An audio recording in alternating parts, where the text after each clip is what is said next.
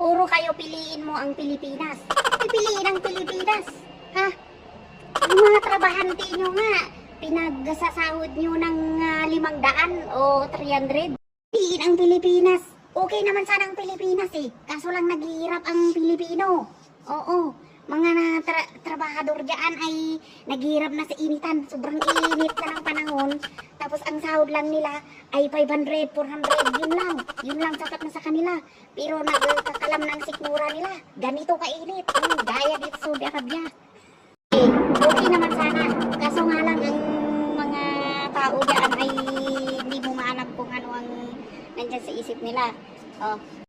Maraming pumapatay, maraming nagnanakaw. Piliin mo ang Pilipinas.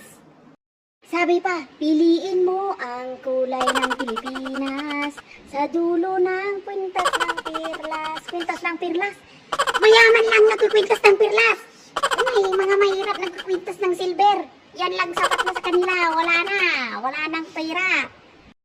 Oh my God! Wow! Kaya tayong mga Pilipino, piliin natin ang Pilipinas kahit naghihirap na tayo. Kaya tigil-tigilan nyo na yung ganyan, yung piliin natin ang Pilipinas. Kahit marami nang naghihirap dyan. Marami ng taong nandyan sa kalye. Oo. Okay naman ang Pilipinas eh, maganda. Maganda ang Pilipinas. Oo.